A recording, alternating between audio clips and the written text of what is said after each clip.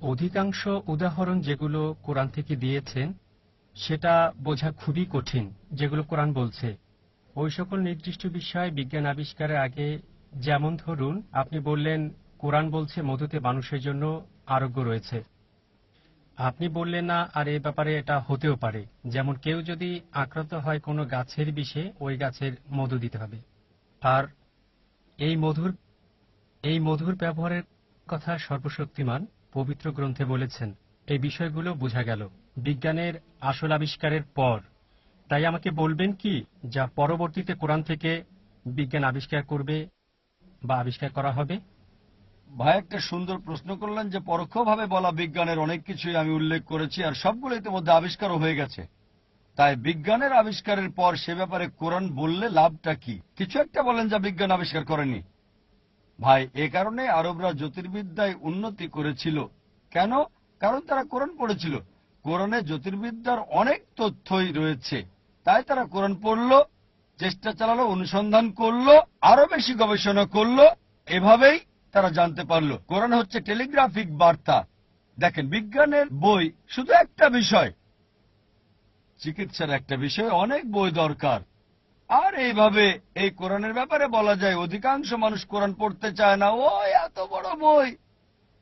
তাই যদি আল্লাহ বিস্তারিত বলতেন, বড় বিল্ডিং এর প্রয়োজন হতো।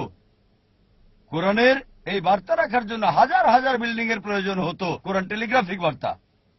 এই টেলিগ্রাফিক বার্তায় অনেক মুসলিম কোরআন পড়ে আর বিজ্ঞানে উন্নতি করে। এজন্যই অতীতের ইতিহাস যদি দেখেন, মুসলিমরা এগিয়েছিল বিজ্ঞান ও প্রযুক্তিতে। হয়তো বলবেন অতীত ভুলে যান, বর্তমানের ব্যাপারে বলেন। আমি যেগুলো বলেছি সেগুলো আগে আবিষ্কার হয়েছে, অনেকগুলো মুসলিমরাই করেছে, কিছু মুসলিমরাও করেছে, কিছু ইউরোপিয়ানদের আবিষ্কার। বিজ্ঞান যেগুলো আবিষ্কার করেনি সে ব্যাপারে কি বলবেন? ঠিক আছে, আপনাকে সেগুলোই বলবো যেগুলো বিজ্ঞান আবিষ্কার করেনি। তারপরেও যথেষ্ট সম্ভাবনা রয়েছে। এগুলো কোরআন বলেছে, আমি এতে বিশ্বাস করি। যেমন ধরেন, কোরআন বলছে সূরা শুরা অধ্যায় নম্বর 42 আয়াত নম্বর 29, আল্লাহ সুবহানাহু ওয়া তাআলা সৃষ্টি করেছেন সবকিছু আকাশমণ্ডল ও পৃথিবীর মাঝে, এবং দুয়ের মাঝে তিনি সৃষ্টি রেখেছেন। তাই কোরআন বলছে পৃথিবী ছাড়াও প্রাণের অস্তিত্ব আছে। এখনো বিজ্ঞান প্রমাণ করতে পারেনি যে পৃথিবীর বাইরে জীবন আছে। বিজ্ঞানীরা বলছে যে পৃথিবীর বাইরে প্রাণ থাকার খুবই সম্ভাবনা আছে। তাই তারা প্রেরণ করছে রকেট, আকাশযান, মুন, মার্স ইত্যাদি। কোরআন বলছে পৃথিবীর বাইরে জীবন আছে, আমি এটা বিশ্বাস করি। বিজ্ঞান হয়তো আবিষ্কার করবে 5 বছর পর, 10 বছর পর, 100 বছর পর। কোরআন বলছে, আমি বিশ্বাস করি। এখন অনেক অনুমান রয়েছে পৃথিবী কিভাবে ধ্বংস হবে। বলছে যে সূর্য বড় হবে, পৃথিবী ধ্বংস হয়ে যাবে, পর্বত ভেঙে পড়বে, পর্বতগুলো চূর্ণ হয়ে যাবে, সমুদ্র ফুলে উঠবে, পৃথিবী অন্ধকার হয়ে যাবে।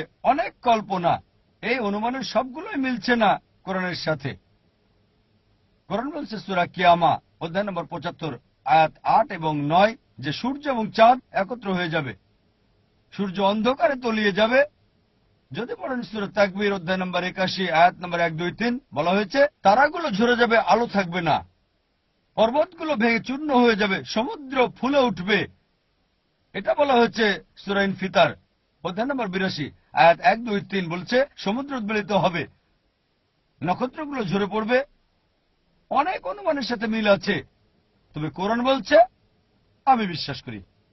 কোরআন আরো বলছে সূরা আম্বিয়া অধ্যায় নম্বর 21 আয়াত নম্বর 104, আমি এইসব সৃষ্টি করেছি, আমি ধ্বংস করব, আবার নতুন সৃষ্টি করব। বিজ্ঞান এখন আবিষ্কার করতে পারেনি। কোরআন বলছে মৃত্যুর পরের জীবনের কথা, বিজ্ঞান এখনো প্রমাণ করতে পারেনি। কোরআন জান্নাত জাহান্নামের কথা বলেছে, বিজ্ঞান প্রমাণ করতে পারছে না। কোরআন জিন সম্পর্কে বলছে, আর মনোবিজ্ঞানীরা ভর করা শক্তির কথা বলে। কিছু লোক আছে যারা জিন বশ করে, কোরআন সে ব্যাপারে বলেছে। কোরআন বলছে পৃথিবীর প্রথম মানুষ আদম আলাইহিস সালাম, বিজ্ঞান প্রমাণ করতে পারেনি, এটা সম্ভাবনা আছে, হয়তো পারবে। এখন হয়তো বলবেন যে ভাই জাকির এমন সুন্দর আলোচনা করলেন বিজ্ঞান এবং প্রযুক্তির উপর, শতভাগ প্রমাণ দিয়ে, মৃত্যুর পরের জীবনকে আপনি বিশ্বাস করেন? জিনে কি বিশ্বাস করেন? জান্নাত জাহান্নাম বিশ্বাস করেন? আপনি তো ডাক্তার, এগুলো কি অবৈজ্ঞানিক নয়? আমি বলবো না, আমি বিশ্বাস করি আর এগুলো বিজ্ঞানসম্মত। ধরেন কোরআন যা বলেছে তার ৮০ ভাগ ১০০% প্রমাণিত হচ্ছে সঠিক।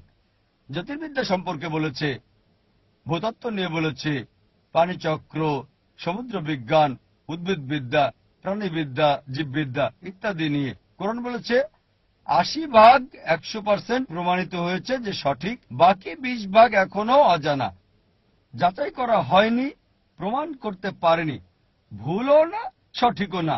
এখন ১%ও এই বাকি ২০ ভাগের ভুল প্রমাণিত হয়নি। কোরআনে একটা এত নেই যা আধুনিক বিজ্ঞান ভুল প্রমাণ করবে। অনুমান, আমার যুক্তি হচ্ছে ৮০ ভাগ যেহেতু ১০০ ভাগ সঠিক, বাকি ২০ ভাগ অজানা এবং এই ২০ ভাগের ১ ভাগও ভুল প্রমাণিত হয়নি, তাই আমার যুক্তি হচ্ছে যে বাকি ২০ ভাগও ইনশাল্লাহ সঠিক হবে। আজ না হলে কাল হবে, ৫০ বছর পর, ১০০ বছর পর, ১০০০ বছর পর, আল্লাহ মালুম, আল্লাহ জানেন। মৃত্যুর পরের জীবন প্রমাণিত হবে, প্রমাণিত হবে জিন, প্রমাণিত হবে জাহান্নাম, জান্নাত প্রমাণিত হবে, ইত্যাদি ইত্যাদি। আশা করি উত্তরটা পেয়েছেন। ধন্যবাদ।